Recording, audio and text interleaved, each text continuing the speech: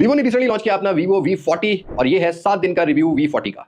अस्सलाम वालेकुम, मेरा नाम अली है। क्या हाल चाल दोस्तों। तो भाई फाइनली वीवो V40 वाली वीडियो आ गई है जिसका बहुत ज्यादा इंतजार था। सभी प्रोज एंड कॉन्स कवर करूंगा कि 7 दिन के अंदर क्या मुझे इस फोन के अंदर फील हुआ और इसको साथ साथ कंपैरिजन भी करेंगे कुछ कैमरा में, कुछ परफॉर्मेंस में। रिसेंटली लॉन्च Xiaomi 14T के साथ कि भाई कितना कम्पीट करता है और क्या V30 से एक प्रॉपर अपडेट मिल रहा है कि नहीं मिल रहा, सभी कुछ आज की वीडियो में कवर होने वाला है। इस फोन को किसी फोन से कंपैरिजन भी करना चाहो तो do let me know in comment section और मजीद ऐसी वीडियो लेना चाहते हो तो भाई सब्सक्राइब करना तो फर्ज बनता है आप पे, नोटिफिकेशन बेल आइकन के साथ। अब मैं आपको ज्यादा बोर नहीं करता, वीडियो शुरू करते हैं।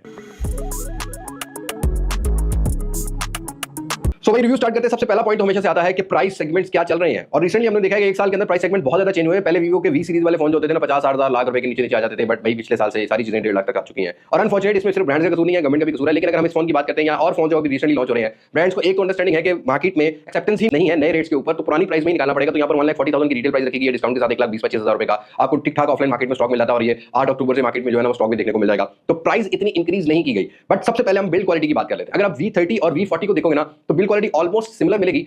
एक अपग्रेड ये है कि IP68 की रेटिंग कर दी है, जो कि V30 में IP54 की रेटिंग थी। मतलब इस फोन को हम पानी में डिबो सकते हैं। और अगर हम रिसेंटली लॉन्च 14T को भी देखते हैं तो ये भी IP68 की रेटिंग के साथ आता है। बट ये फ्लैट बॉडी प्रोफाइल है, ये थोड़ा सा रियर से कर्व्ड आता है। अब अगर इन दोनों लेटेस्ट फोन को हम कंपैरिजन करेंगे तो फ्लैट बॉडी वाला थोड़ा सा ना थिक फोन फील होगा। आपको 7.8 mm की थिकनेस मिलती है 14T में, और यहाँ पर जो हमारा वीवो वाला फोन है ये 7.6 mm की थिकनेस दिखाता है। ये ऑलमोस्ट वही थिकनेस है जो कि वीवो V30 में मिली थी। रियर थोड़ा कर्व्ड है और फ्रेम की बात करोगे तो प्लास्टिक वाला फ्रेम आपको देखने को मिलेगा। ऑल्दो यहाँ पर आपको जो है ना ऑन ऑफ की वाली प्लेसमेंट भी सेम मिलेगी वीवो V30 वाली। मैट फिनिशिंग में बस नए कलर ऐड करती है, जैसे कि ये व्हाइट कलर है, इसमें मार्बल एडिशन मिलता है और रियर का कैमरा मॉड्यूल में चेंज मिलता है। V30 में सिक्योरल शेप में कैमरा मॉड्यूल था और यहाँ पर एक वो इंस्टा 360 अगर आपने एक्सपीरियंस किया हो, आपको ओवल शेप में ना चांद शेप में और नीचे थोड़ा सा वर्टिकल कर दिया उस ओवल को, तो वो वाला आपको कैमरा मॉड्यूल मिला जिसमें जाइस की इंटीग्रेशन मिली है, जिसके आगे चल के हम लोग बात करते हैं। और ये वीवो V सीरीज में भी अब जाइस वाले फिल्टर जो है आपको देखने को मिलेंगे, इसको आगे चल के एक्सपीरियंस करते हैं। ऑल्दो बिल्ड क्वालिटी से मुझे कोई शिकायत नहीं है, बट डिजाइन की कोई इंप्रूवमेंट नहीं है, वही फील आती है जो कि वीवो V30 के साथ जो है हमारा एक्सपीरियंस हुआ है। और वहीं पर अगर हम डिस्प्ले को भी देखते हैं तो वीवो V30 वाला ही डिस्प्ले मिल रहा है। अगर आप एक ऐसे बंदे हो जो V30 यूज कर रहा है तो भाई बहुत बड़ा अपग्रेड नहीं है। अपग्रेड ये कि पीक ब्राइटनेस रेट जो है ना वो 4500 कर दिया है। ऑल्दो अगर हम लोग Xiaomi के 14T को भी एक्सपीरियंस करते हैं तो यहाँ पर हमें जो है ना वो 4000 का पीक ब्राइटनेस मिलता है। और ये पीक ब्राइटनेस रेट एक गिमिक ही समझ लो। वैसे हाई ब्राइटनेस मोड जो इतने भी ये फोन होते हैं ना, मिड फ्लैगशिप फोन जो होते हैं, ये अराउंड कुछ 1200-1300 को लेके आते हैं। बस पीक ब्राइटनेस नेट्स का मतलब ये है कि जहां डिस्प्ले को रिक्वायरमेंट होगी या कोई कंटेंट ऐसा कंज्यूम कर रहे हो, कुछ स्पेसिफिक एरिया ज्यादा ब्राइटर हो जाएगा या डे लाइट की विजिबिलिटी थोड़ी बहुत बेटर हो जाती है, वो भी हाई ब्राइटनेस मोड से। तो वो चीज हमने एक्सपीरियंस की है। ये थोड़ा ब्राइटर डिस्प्ले है। ऑल्दो 3D कर्व डिस्प्ले है, 6.7 इंच का है, 1220p वाले आपको पिक्सल देखने को मिल जाते हैं। और यहाँ पर PPI जो है ना वो आपको 453 का मिलेगा। इवन अगर आप Xiaomi 14T को देखोगे तो 446 का PPI मिल जाता है। बहरहाल यहाँ पर HDR की सपोर्ट मिलती है, YouTube की वीडियो HDR10+ का सपोर्ट मिल जाता है। इस तरीके से अगर आप Netflix देखते हो तो डॉल्बी विजन वगैरह की कोई सपोर्ट नहीं है, ऑल्दो 14T में है, बट प्राइस सेगमेंट का एक फर्क है। बट यहाँ पर आपको जो है ना वो HDR का सपोर्ट मिल जाता है। HDR10 आप एंजॉय कर सकते हो अगर Netflix देखते हो, Amazon प्राइम देखते हो। ओवरऑल डिसेंट एक्सपीरियंस है। 120 हर्ट्ज का रिफ्रेश रेट लेके आता है। एटलीस्ट इस प्राइस सेगमेंट में एक 144 हर्ट्ज वाला डिस्प्ले मिल जाता है, नॉर्मली मिल जाता है। या अगर 120 हर्ट्ज भी देखोगे तो स्टैंडर्ड ठीक है, मुझे कोई इशू देखने को नहीं मिला है। डिस्प्ले फिंगरप्रिंट सेंसर ऑप्टिकल वाला मिलता है, ऑलवेज ऑन डिस्प्ले मिल जाता है। फ्रंट साइड पर स्कॉच सेंसेशन या स्कॉच अल्फा की जो है ना बिल्ड क्वालिटी या ड्यूरेबिलिटी मिलती है, तो ड्यूरेबल है, कोई ऐसा फर्क नहीं है। Display experience is not bad. अगर आप V30 यूज कर रहे हो तो आपको ज्यादा बड़ा डिफरेंस देखने को नहीं मिलेगा सिवाय पीक ब्राइटनेस। लेकिन भाई डिस्प्ले में थोड़ा सा एक डिफरेंस मुझे नोटिस किया मैंने। V30 के साथ तो सेम एक्सपीरियंस था, बट जो ये इसके जो होते हैं ना हैप्टिक फीडबैक्स, वो एक मिड रेंज सेगमेंट वाले हैं, मतलब ज्यादा वो एक प्रीमियम फील नहीं कराते। ऑल्दो मैंने Xiaomi के जितने भी फोन एक्सपीरियंस किए हैं, मैं ये नहीं कहूंगा कि Xiaomi के phone top of the line हो सकते हैं, बट इस प्राइस सेगमेंट में कुछ फ्लैगशिप फोन मिलते हैं जिनके दोनों से हैप्टिक फीडबैक अच्छे होंगे। बट अगर आप हैप्टिक्स की बात करोगे तो Xiaomi 14T का जो हैप्टिक फीडबैक है वो ज्यादा बेटर है वीवो के V40 से। दैट डजंट मीन कि V सीरीज अगर आप Xiaomi वीवो के फैन हो ना तो आपको इतना बेटर नहीं लगेगा। बट हाँ, मैंने मिड रेंज सेगमेंट में भी देखा है, V30e में भी देखा था, ये सेम ही टाइप के जो है ना वो हैप्टिक फीडबैक थे। तो वो जो Z-एक्सिस मोटर होती है, वो जो होती है ना हैप्टिक फीडबैक मोटर, वो इतनी मतलब इंप्रूव नहीं की, वही सेम ही हमें देखने को मिल रही है। अब इससे पहले कि जरा परफॉर्मेंस की बात करें, कुछ और मैं एक्सपीरियंस की बात कर लेता हूं। जैसा कि देखो भाई V30 में जो है डुअल स्पीकर नहीं मिलता था, बट अब राइट नाउ डुअल स्पीकर मिल रहा है हमें V40 में। यहाँ पर ऊपर वाला जो एयर पीस है ये स्पीकर का काम करेगा, बटन वाला जो है ना वो आपको स्पीकर का काम ज्यादा अच्छा काम करता हुआ मिलेगा। बट बोल्ड नहीं है, क्रिस्प नहीं है, वो जो होता है ना कि स्टीरियो साउंड फील आना, वो चीज हमें देखने को मिलती है। बाकी साउंड क्वालिटी ओके देखने को मिल जाती है। अगेन V30 वाली ही एक्सपीरियंस है, वहां पर सिंगल था तो फाइनली अब ये है कि डुअल स्पीकर आपको मिलता है। और इसी तरीके से वीवो V30 में 5000 mAh की बैटरी थी, यहाँ पर 5500 mAh की बैटरी करती है, 80 वाट की फास्ट चार्जिंग है। और ये सच में उन लोगों के लिए बहुत बेटर करता है जिनको स्क्रीन ऑन टाइम या जिनको बैटरी बैकअप बड़ा चाहिए। अब हम 3 दिन से इस फोन को कंटिन्यूसली चेकिंग प्रोसेस में रखा हुआ है, रिव्यू प्रोसेस में हमने रखा हुआ है, और सच में यहाँ पर स्क्रीन ऑन टाइम बहुत तगड़ा है। मतलब 3 दिन से हमने इसको चार्ज ही नहीं किया और अभी भी 30% के अराउंड जो है बैटरी बैकअप है। एक मैं बैटरी यूजेज का जो है ना वो आपके सामने एक 40 का जो है शो कर रहा हूँ। आप देख सकते हो यहाँ पर कैमरा कितना देर यूज किया, स्क्रीन ऑन टाइम क्या प्रोवाइड किया। और अब आपको वीवो की UI के अंदर वो बैटरी हेल्थ वाला ऑप्शन भी मिल जाता है। लाइक अगर आपको ऑप्टिमाइज रखनी है तो 80% तक चार्ज करो, वो अब नॉर्मली सभी फोन के अंदर अपडेट आने लग गई है। तो यहाँ पर आपको बैटरी हेल्थ वाला ऑप्शन अब एंड्रॉइड में भी फाइनली जो है वो देखने को मिलेगा। तो यहाँ पर वीवो V30 से सिर्फ 500 mAh की बैटरी ज्यादा मिलेगी, but kind of those peoples जिनको बैटरी बैकअप चाहिए अच्छा, तो एक अच्छा अपग्रेड आप कह सकते हैं। अब आते हैं जरा परफॉर्मेंस की तरफ। देखो भाई जब 1,30,40,000 रुपए हम लेके जाते हैं तो हमारा माइंड होता है कि हमें यार कोई फ्लैगशिप टाइप का हार्डवेयर मिले। लेकिन यहाँ पर कोई अपग्रेड V30 से तो नहीं है। स्नैपड्रैगन 7 Gen 3 मिलता है, 4nm है, और आपको 2.6 GHz के अराउंड जो है क्लॉक स्पीड देखने को मिल जाती है। LPDDR4X है, UFS 2.2 का स्टोरेज है, 12 256 दे दिया है। नॉर्मली हमने इस प्राइस सेगमेंट में फ्लैगशिप हार्डवेयर भी देखे हैं, अगर फ्लैगशिप नहीं तो भाई स्नैपड्रैगन 8s Gen 3 जैसे हार्डवेयर देखे हैं, UFS 3.1 की स्टोरेज देखी है। अभी हम थोड़ा सा मतलब अभी रिसेंटली लॉन्च Xiaomi के 14T को देखते हैं तो Dimensity 8300 अल्टीमेट वाला हार्डवेयर लेके आता है, और यहाँ पर अगर आप देखोगे LPDDR5X है, 512 GB की स्टोरेज है, UFS 3.1 की स्टोरेज देखने को मिल जाती है, 3.3 GHz की क्लॉक स्पीड देखने को मिल जाती है, और आउट ऑफ द बॉक्स है दोनों फोन Android 14 में आते हैं। बट Vivo ने ये मेंशन किया कि 3 साल की हम Android अपडेट देंगे और 4 साल की सिक्योरिटी अपडेट देंगे, जहां पर Xiaomi जो है वो आपको 4 साल की सॉफ्टवेयर अपडेट और 5 साल की सिक्योरिटी अपडेट भी ऑफर कर देता है। और बेंचमार्क स्कोर हमने जरा स्पीड टेस्ट रन कर लिया ना, प्राइस का देखो 30,000 रुपए का फर्क तो होगा, माइंड में रखना आपने दोनों ही फोन्स के अंदर, बट 30,000 रुपए में कितना अपग्रेड है ये चीजें हमने जज करनी होती हैं। अब ये Vivo V40 के अंदर बेंचमार्क्स को जरा लेट रन होते हैं, अगर हम N22 बेंचमार्क्स को रन करते हैं, स्पीड टेस्ट के अंदर देखते हैं तो यहाँ पर 8 लाख के अराउंड जो है बेंचमार्क स्कोर हिट करता है, और वहीं पर अगर 30,000 की डिफरेंस आप देखोगे तो 14T के अंदर आपको 1.4 मिलियन के बेंचमार्क स्कोर देखने को मिल जाते हैं, और ये सच में ज्यादा क्विकर रहा है एज कंपेयर टू Vivo के अंदर फ्रंट टच OS है। और Vivo के अंदर हमने एक चीज ये नोटिस किया कि कंटिन्यूसली Vivo पिछले 2-3 साल से कुछ 8 एक 9 या प्लॉटवेयर जो है ना वो Vivo की अपनी एप्लीकेशन हटा के 4-5 गेम्स दे रहा है, साथ के साथ बिगो लाइव तक हमें इसके अंदर प्री इंस्टॉल मिलती है। आई डोंट थिंक सो कि बिगो लाइव जैसी एप्लीकेशन किसी भी ब्रांड को जो है ना वो प्री इंस्टॉल, पाकिस्तान जैसे कंट्री में जहां पर थोड़ा सा इस्लामिक जरा पॉइंट ऑफ व्यू ज्यादा देखा जाता है तो वहां ये प्री इंस्टॉल देनी चाहिए, क्योंकि हमारे माशरे में ये चीजों की इजाजत नहीं है। खैर ये चीजें प्री इंस्टॉल मिलती है, टिकटॉक वगैरह भी प्री इंस्टॉल देखने को मिल जाती है। यहाँ पर ब्लॉटवेयर इनमें भी होते हैं, सिर्फ इन्फिनिक्स वगैरह में नहीं है, और Xiaomi के अंदर भी आपको ब्लॉटवेयर मिलते हैं, गेम्स वगैरह फोटो वगैरह मिल जाते हैं, एड वगैरह इन्हीं ब्लॉटवेयर से जो है ना आती रहती है, आप इनको अनइंस्टॉल कर सकते हो। बट हाँ आपको ब्लॉटवेयर आप Vivo वाले फोन में भी ठीक ठाक देखने को मिल रहे हैं, 8-10 तो होते हैं तकरीबन सभी एंड्रॉइड फोन में। उसके साथ साथ बाकी एक्सपीरियंस की बात करते हैं। देखो भाई गेमिंग दोनों ही फोन्स, अगर इन दोनों को कंपेयर करोगे ना तो भाई हेलो डिफरेंस आपको मिलेगा। Vivo जो है वो 60 FPS का गेम प्ले प्रोवाइड करता है, बट एक चीज माइंड में रखनी है, जो Snapdragon 7 Gen 3 है ये उतना कंपीट नहीं कर पाएगा जैसा कि MediaTek का 8300 अल्ट्रा है या 8200 अल्टीमेट को भी अगर आप देखोगे तो उसके अंदर 90 FPS का सपोर्ट मिलता है, और 90 FPS से ज्यादा ऑप्टिमाइज है, ज्यादा अच्छी गेमिंग प्रोवाइड कर देते हैं। हाँ एक चीज आपने माइंड में रखनी है, जो MediaTek के हार्डवेयर हैं ये थोड़े CPU में कंसिस्टेंट नहीं होते, थोड़ा बहुत फ्रेम ड्रॉप प्रोवाइड करते हैं। वैसे हम इन दोनों को ही हमने टेस्ट किया है यहाँ पर। Vivo का एक चीज का तो क्रेडिट जाता है कि Vivo अपनी UI के अंदर ज्यादा करता रहता है, गेम करता रहता है, तो यहाँ पर आपको 90% का स्कोर जो CPU थ्रॉटल टेस्ट का मिलेगा। कंसिस्टेंट ऐसा कि मैंने V30 में भी देखा था, Snapdragon 6 Gen 1 लगा हुआ था तो वहाँ V30E में भी वहाँ भी ठीक था, बट V30 से अगर देखोगे तो यहाँ पर कोई आपको परफॉर्मेंस का डिफरेंस नहीं मिलेगा। बट एटलीस्ट 1,40,000 या 30,000 की प्राइस पॉइंट पर UFS 3.1 जैसी स्टोरेज को डालना चाहिए, क्योंकि आज के टाइम में एडिटिंग करनी है, AI एप्लीकेशन यूज करनी है, तो फोन के प्रोसेसर और स्टोरेज पर लोड आ रहा होता है, तो यहाँ पर ये चीजें Vivo को जस्टिफाई करने की थोड़ी सी जरूरत है, लाइक लोगों का सोचने की जरूरत है। ऑल्दो अगर हम 14T और Vivo V30 को अगर परफॉर्मेंस में कंपेयर करेंगे तो क्लियरली यहाँ पर 14T के अंदर जो परफॉर्मेंस डे टू डे और कैजुअल यूजेज के हिसाब से थोड़ी बेटर हमें देखने को मिली है। स्टोरेज टाइप अच्छा है, स्टोरेज ज्यादा है, डबल है, तो 30,000 के फर्क से थोड़ा बहुत यहाँ पर आपको एडवांटेज मिल जाता है। बट Vivo V40 के अंदर मुझे लगता है कि वही एक्सपीरियंस है, और जो मैंने अब तक किया है 7 दिनों के अंदर, क्योंकि V30 में था तो यहाँ पर ज्यादा कोई डिफरेंसेस परफॉर्मेंस में देखने को नहीं मिलेंगे। अब आ जाते हैं कुछ कैमरा की तरफ। भाई फाइनली यहाँ पर अब जाइस के जो है ना वो को इंजीनियर्ड कैमरास हमें जो Vivo की X सीरीज में मिल रहे थे, अब V सीरीज में मेरे V40 लेके आता है 50 मेगापिक्सल के तीनों ही कैमरास। रियर पर वाइड एंगल भी 50 मेगापिक्सल का, मेन सेंसर में ऑप्टिकल में स्टेबलाइजेशन डाली गई है, फ्रंट भी 50 मेगापिक्सल का। और थोड़ा सा मैं कंपैरिजन इसको करूंगा 14T से, ताकि 14T के भी कैमरा का हमें आइडिया हो जाए। यहाँ पर हमें को इंजीनियर्ड बाय लाइका मिलता है, ये लाइका के कोलैबोरेशन के साथ आता है, ये जाइस के आता है। यहाँ पर रियर पर 50 मेगापिक्सल का हमें एक मेन सेंसर मिलता है, और साथ के साथ टेलीफोटो लेंस भी 50 मेगापिक्सल मिलता है, 12 मेगापिक्सल का अल्ट्रा वाइड भी मिल जाता है, और टेलीफोटो लेंस में 30,000 पैसा ऐड करना पड़ेगा, ये माइंड में रखना है, और फ्रंट 32 मेगापिक्सल का मिलता है। पहले आप कुछ फ्रंट की वीडियोस देखें, फिर मैं ओपिनियन की बात करूंगा। ऐसे बैक की वीडियोस भी आपको दिखाता हूं, लेकिन मैं ये चाहूंगा कि इसको डिटेल में कवर किया जाए। अगर आप डिटेल में कैमरा कंपैरिजन इन दोनों ही फोन का देखना चाहते हो, do let me know in comment section, हम जरा डिटेल में एच कवर कर लेंगे, लेकिन इस वीडियो में थोड़ी बहुत ही बात कर पाएंगे। सो अगर फ्रंट कैमरा की बात करें, दोनों ही फोन्स जो है ना अच्छी फ्रेम रेट पे चले जाते हैं, बट स्टेबलाइजेशन मोड आपको इमेज स्टेबलाइजेशन Xiaomi की सेटिंग में मिलती है। Vivo के फ्रंट साइड पर स्टेबलाइजेशन मोड कोई नहीं दिया गया, लेकिन अच्छी बात यह है कि Vivo जो है वो जूम कर सकता है 2x तक, कुछ इस तरह से, जो कि Xiaomi के फोन में नहीं मिलता, और अल्ट्रा वाइड पे भी जा सकता है, ये 0.8x हो गया। तो वाइड एंगल थोड़ी सी आप रिकॉर्ड कर सकते हो, मैं इसको 1x पे ले जाता हूं ताकि दोनों बैलेंस रहें। तो यहाँ दोनों बैलेंस हो गए। और फ्रंट कैमरा में 1080p 30 FPS पे स्टेबलाइजेशन चेक होगी, और यहाँ पर 1x पर अगर आप देखोगे तो Xiaomi का फोन थोड़ा वाइड एंगल है, हालांकि में स्टेबलाइजेशन ऑन है, और यहाँ फ्रंट कैमरा की स्टेबलाइजेशन भी आप देख सकते हो। और अगेन इसको थोड़ा सा वाइड एंगल पे ले जाते हैं तो फिर थोड़ी शायद स्टेबलाइजेशन और बेटर हो सके, तो दोनों को बराबर कर दिया हमने भाई।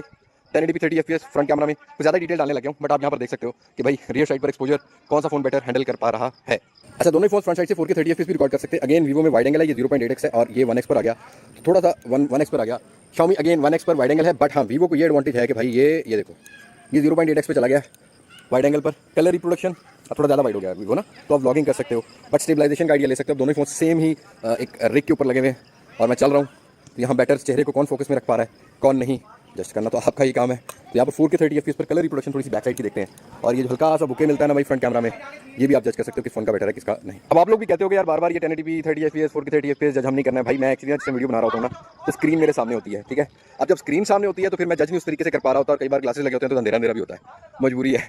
तो ये 1080p 60 FPS वाला क्लिप है, तो फ्रेम रेट का आइडिया हो जाएगा, यहाँ पर स्किन टोन, बैक साइड, सभी चीज़ों का आइडिया हो जाएगा। ऑल्दो Vivo का वाइड एंगल है तो ये मुझे थोड़ा सा प्रीटी डिसेंट लगा है, बट वो हल्का सा टील कलर होता है ना, येलोइश या ऑरेंज कलर, वो मुझे मिल रहा है। और यहाँ Xiaomi के फोन में ना थोड़ा कॉन्ट्रास्ट ज़्यादा हो गया भाई, थोड़ा सा मतलब ये शर्ट देख रहे हो ना तो थोड़ी ब्लैकिश फील दे रहा है, हालांकि ब्लू शर्ट है, और यहाँ थोड़ी सी टील लुक जो है ना वो हमें प्रोवाइड कर रहा है Vivo का फोन। अब यदि फ्रंट वीडियो बुके वीडियो भी बनाते हैं दोनों भाई 1080p पे बना लेते हैं, और बुके वीडियोस के अंदर ऑब्वियसली यहाँ पर Vivo को एक एडवांटेज आता है कि Vivo ने जो अपनी कैमरा UI ऐप है ना वो बड़ी मतलब ईजी टू यूज वाली रखी है, जैसा कि वाइड एंगल पे स्विच कर सकते हो, आप क्लोजअप कर सकते हो, 2x जूम कर सकते हो। Xiaomi ने स्टिल ये चीजें नहीं डाली है, लेकिन अगर आप स्टेबलाइजेशन को कंपेयर करोगे तो स्टेबलाइजेशन Xiaomi वाले फोन के अंदर ज्यादा बेटर थी। Vivo ज्यादा वाइड एंगल हो गया, या 1080p 60 FPS अगर आपने देखा होगा तो यहाँ पर थोड़ा शेकी इमेज फ्रंट साइड पे प्रोवाइड करता रहा है। ऑल्दो अगर मैं पिक्चर क्वालिटी को भी देखूंगा ना तो यहाँ पर Vivo वाला जो फोन है वो क्लियरली यहाँ पर जो स्किन टोन है वो आजकल जो रेडी टू अपलोड वाली है ना वो ऑफर करता है। ऑल्दो अगर आप इसको जूम करके देखो तो डिटेल उतनी नहीं है। Xiaomi बहुत ज्यादा नेचुरल रखता है या कॉन्ट्रास्टी फोटो जो है प्रोवाइड करता है। थोड़ा सा ब्राइटर एक्सपोजर वाली साइड पर Vivo रहता है। डिटेल ऑब्वियसली यहाँ पर मुझे जो है ना वो Xiaomi के फोन में बेटर लगेगी, लेकिन अगर ये मेरी अपनी प्रेफरेंस हो सकती है, आपकी अपनी प्रेफरेंस भी हो सकती है। स्किन टोन जो है ना वो थोड़ी सी आई प्लीजिंग है Vivo के फोन के अंदर, और Vivo के फोन के अंदर सबसे बड़ा एडवांटेज जो वाइड एंगल सेल्फी वाला है ना वो जाता है यहाँ पर,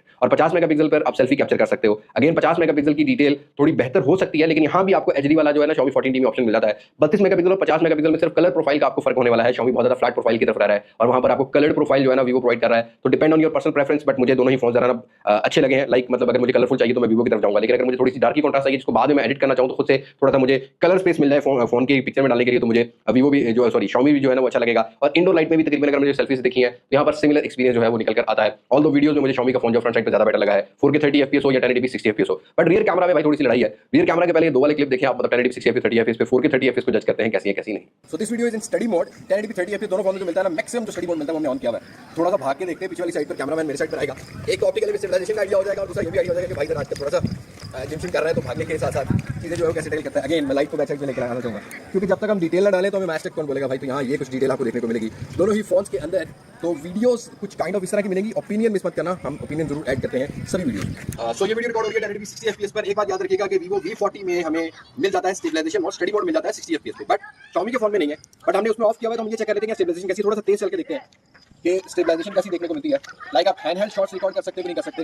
एक तो ये चीज आइडिया हो जाएगा। थोड़ा सा ऑर्बिट शॉट लेते हैं रियर साइड पर 60 FPS पे, लाइट को देखते हैं बैलेंस करके। और जो मैं बोल रहा हूँ इससे माइक की क्वालिटी आपको आइडिया हो जाएगा कि which one is better in mic और अगेंस्ट द लाइट कौन सा फोन बेटर लाइट को हैंडल कर लेता है। डायरेक्ट सनलाइट चेहरे पे आ रही है तो कलर एक्सपोजर स्किन का कौन सा फोन बेटर बैलेंस कर सकता है। तो that's it for 1080p 60 FPS। 1080p 30 FPS को थोड़ा सा और चेक कर लेते हैं। अब ये तो भाई क्लिप अगर आपने देखा होगा तो वॉइस क्वालिटी Xiaomi की थोड़ी बेटर है, माइक की क्वालिटी Xiaomi की फोन की बेटर है as compare to Vivo phone में साइड बाय साइड कंपैरिजन कर रहा हूं। लेकिन आप अगर कलर प्रोफाइल की बात करोगे, अगेन Vivo के अंदर वही है कि सैचुरेटेड कलर्स मिलते हैं। थोड़ा सा जूम करने के बाद वीडियो थोड़ी पिक्सेलेट हो जाती है। वहीं पर Xiaomi जो है ना वो कोई स्टेबलाइजेशन मोड ऑन नहीं था भाई, स्टेबलाइजेशन बेहतर कैप्चर कर रहा था। ऑल्दो यहाँ पर Vivo के फोन के अंदर ऑप्टिकल स्टेबलाइजेशन दी तो गई है, लेकिन हर ऑप्टिकल स्टेबलाइजेशन से 1080p 30 FPS प्रॉपर काम करता है। बाकी सभी के लिए आपको जरा ना वो थोड़ा सा करना पड़ेगा, स्टेबलाइजेशन मोड ऑन करना पड़ेगा। तो ये एक ऐसी ऑप्टिकल स्टेबलाइजेशन है जिसमें सेंसर हिला के ज्यादा ऑप्टिकल स्टेबलाइजेशन नहीं होती, मतलब सेंसर वो मूव नहीं कर रहा होता, वो जो Z-एक्सिस वगैरह मूव करना होता है वो नहीं कर रहा होता। लेकिन यहाँ पर आपको EIS प्लस OIS वाली सपोर्ट मिलती है, और ये OIS ज्यादा मैंने फोटोज में जो है ना काम करती हुई देखी है, वीडियोस के अंदर उस तरीके से काम करती हुई नहीं देखी है। इसी तरीके से 4K 30 FPS वाला ये वाला क्लिप जो है वो आप देख रहे होगे क्लियरली। यहाँ पर डिफरेंस आप देखोगे, ये हमने दोनों ही फोन के अंदर कोई स्टेबलाइजेशन मोड ऑन नहीं किया हुआ। Xiaomi का फोन बहुत ज्यादा स्टेबल वीडियो को रिकॉर्ड कर लेता है, वो जो ऑप्टिकल इमेज स्टेबलाइजेशन है वो ज्यादा बेहतर सिमिलर लेंस है, लाइक वाली टेक्नोलॉजी और कैलकुलेशन मिली हुई है इनको।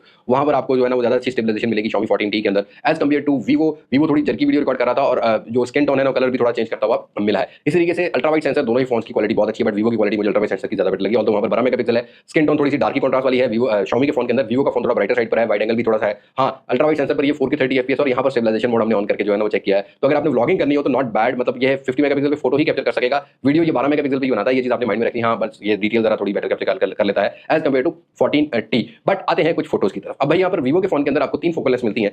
फोटो ऐप में जो है ना फोटो का जो ऑप्शन होता है उसके अंदर आपको वाइड एंगल 1x और 2x मिलेगा। 2x पे 47mm है, जहां पर Xiaomi का फोन के अंदर आपको 4 से 5 फोकल लेंथ मिलती है। अल्ट्रा वाइड सेंसर तो है ही है 15mm की। अगेन यहाँ पर आपको 23mm 35mm 75mm 100mm की फोटोज भी जो है ना वो आप कैप्चर कर सकते हो, और टेलीफोटो लेंस दिया है तो यहाँ पर डिटेल बेहतर एक्सपेक्ट कर सकते हो। हमने सारी सिनेरियो में चेक किया है। अब Vivo के कलर प्रोफाइल वो जो जाइस वाले फिल्टर्स है ना, वो जैसा कि होता था ना कि वो साइबर शॉट के टाइम में, सॉरी पहले के नोकिया के टाइम में, उसी टाइप का कलर प्रोफाइल है। जिस भी पिक्चर को आप नॉर्मल फोटो में देखोगे ना, जो ग्रास का कलर है वो Vivo मेंटेन ही नहीं कर पाता, थोड़ी सी ओवर बूस्टेड कलर वाली सी फील आती है।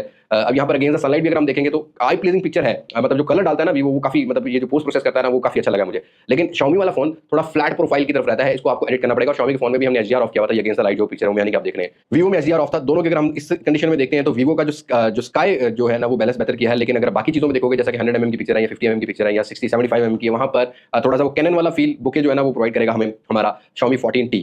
ये चीज देखने वाली है। और कुछ सिनेरियो में ऐसा नहीं था कि Vivo अच्छा नहीं था, बट वो अगेन वो जो कलर है वो फिल्टर्ड कलर लग रहे होते हैं, कुछ फिल्टर लगे हुए होते हैं। वैसे पोर्ट्रेट्स में भी आप फिल्टर लगा सकते हो यहाँ पर Vivo के फोन के अंदर। हमने पोर्ट्रेट्स भी बहुत सारे सिनेरियो में कैप्चर करके देखे हैं। देखो भाई, अपनी अपनी प्रेफरेंस है। मुझे लगता है कि मजीद इंप्रूवमेंट दोनों ही फोन को चाहिए थी, बट टेलीफोटो लेंस का एडवांटेज यहाँ पर Xiaomi के 14T को क्लियरली जाता है। 14T थोड़े बेटर बुके प्रोवाइड कर रहा था, थोड़ा सा नेचुरल लग रहा था, ये थोड़ा सा आर्टिफिशियल। और ग्रास का कलर जिस भी सिनेरियो में देखोगे आपको Vivo के अंदर सेम वही थोड़ा सा ब्लू ह्यू जाता हुआ मिलेगा, जहां पर Xiaomi जो है वो हाइलाइट्स और शेडोज को बेहतर बैलेंस कर रहा है। But depend on your personal preference, मैं दोनों को जज नहीं कर, मतलब दोनों में से अगर एक चूज करूंगा ना तो मुझे Xiaomi के अंदर डिफरेंट फोकल लेंथ मिल रही है, डेडिकेटेड टेलीफोटो लेंथ मिल रहा है, 30,000 का डिफरेंस जरूर है, ये एक चीज देखनी पड़ेगी पहले। लेकिन ओवरऑल Vivo ने भी अच्छा काम किया है, वो जाइस वाले फिल्टर मिलते हैं, जैसा कि इसमें बायोटार मिल जाता है, इसके अंदर आपको जो है वो बी स्पीड मिल जाता है, सोनार, इस तरह से बहुत सारे आपको फिल्टर्स गियर साइड पर मिल जाते हैं। तो पोर्ट्रेट्स के लिए आई विल डेफिनेटली से कि यहाँ पर Vivo ने काफी ज्यादा चीजें अच्छी की हैं, बट कलर प्रोफाइल को इंप्रूव करने की जरूरत है। अगर इन दोनों फोन में से मुझे एक को चूज करना होगा तो मैं ऑब्वियसली यहाँ पर जो है ना वो Xiaomi की तरफ जाने वाला हूँ। और यहाँ पर अल्ट्रा वाइड सेंसर की क्वालिटी की भी बात कर लेते हैं। अल्ट्रा वाइड सेंसर से 50 मेगापिक्सल की फोटो आप जरूर कैप्चर कर सकते हो Vivo के फोन के अंदर, जो कि एडवांटेज आता है। बट मेन सेंसर की 50 मेगापिक्सल में आपको 2x जूम का ऑप्शन Xiaomi प्रोवाइड करता है, जो कि आपको Vivo नहीं प्रोवाइड करेगा। और डिटेल अगर 50 मेगापिक्सल की डेडिकेटेड मोड की बात करोगे ना तो Xiaomi बेटर कैप्चर कर लेता है एज कंपेयर टू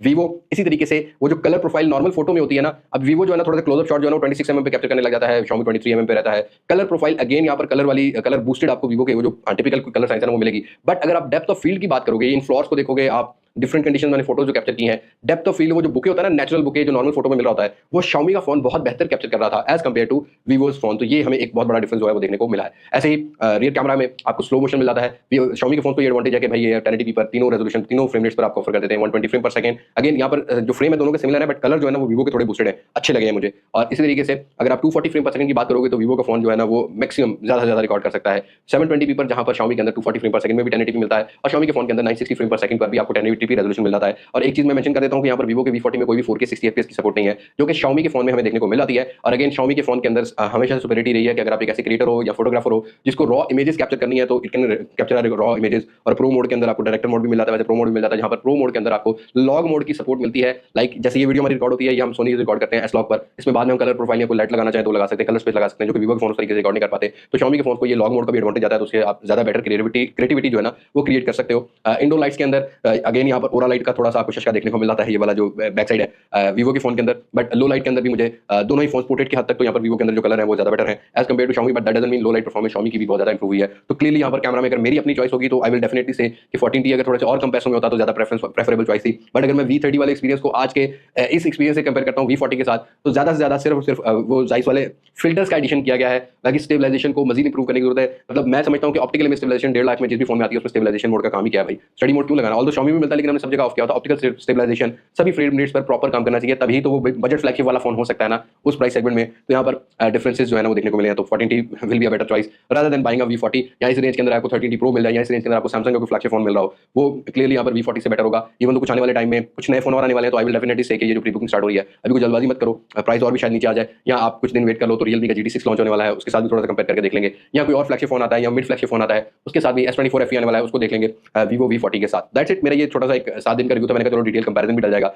बाकी यहाँ पर सारे सेंसर की सपोर्ट है, ब्लूटूथ 5.4 की सपोर्ट है, आपको प्रॉक्सिमिटी सेंसर सही काम करता हुआ मिलेगा, 5G के 10 बैंड मिल जाते हैं। अगेन यहाँ पर आपको कॉल कनेक्टिविटी ठीक मिलेगी, डायलर जो है ना वो आपको वही Vivo वाला टिपिकल मिलता है, तो यहाँ पर साइलेंट कॉल रिकॉर्डिंग जो है ना Vivo के फोन में देखने को नहीं मिलती। बस टोटली अगर समअप करता हूँ इस रिव्यू को, 500 mAh ज्यादा बैटरी मिल रही है V30 से, जाइस के फिल्टर मिल रहे हैं, डुअल स्पीकर मिल रहा है और 4500 का पीक ब्राइटनेस निट्स मिल रहा है। बाकी मैंने कोई जो है ना वो डिफरेंस फील नहीं किया है V40 में। और अगर मुझे कैमरा की प्रेफरेंस है तो आई विल डेफिनेटली कैमरा और परफॉर्मेंस की जो प्रेफरेंस है I will definitely go for Xiaomi 14T। और Xiaomi 14T के जो पाकिस्तान में वेरिएंट लॉन्च हुए जब हमने इसका अनबॉक्स किया था तो उस टाइम हमें कंफर्म नहीं था कि चार्जर आएंगे नहीं आएंगे। अगर आप 14T पाकिस्तान से बाय करते हो यहाँ पर आपको चार्जर भी उसके साथ मिल जाएगा। But this video is not sponsored by Xiaomi, जहां Xiaomi स्ट्रगल करता है मैंने आपको बता दिया कि फ्लैट डिस्प्ले वाला कॉम्प्रोमाइज है। अगेन यहाँ पर आपको जो 67 वॉट की फास्ट चार्जिंग मिलती है, यहाँ पर 80 वॉट की 5500 mAh या 5000 mAh, ये डिफरेंसेस हैं। बाकी हर किसी की एक अपनी अपनी प्रेफरेंस है। कर्व डिस्प्ले का अगर प्रेफरेंस है तो Vivo वाला डिस्प्ले मुझे थोड़ा बेटर लगा है इससे, लेकिन 144 हर्ट्ज और 120 हर्ट्ज का डिफरेंस ज्यादा बड़ा तो नहीं होता, बट फिर भी जज करने में 30,000 रुपए का डिफरेंस आपको पे करना पड़ेगा एटलीस्ट डिस्काउंट के साथ भी अगर आप पे करते हो तो keep it in your mind, these things are matter, ये मैटर करती हैं। दोनों ही फोन्स की प्राइस को थोड़ा सा कंट्रोल करने की जरूरत है ब्रांड्स को। तो दैट्स इट, ये था मेरा रिव्यू, सीधा स्ट्रेट फॉरवर्ड सा। आप बताइएगा आपकी क्या प्रेफरेंस है, do let me know in comment section. बस आज की वीडियो में मुलाकात होगी नई वीडियो में किसी नई अनबॉक्सिंग किसी नई रिव्यू किसी नए कंपैरिजन के साथ। तब तक मुझे इजाजत, मैं हूं लिबास नासिर से पाकिस्तान, अल्लाह हाफिज़।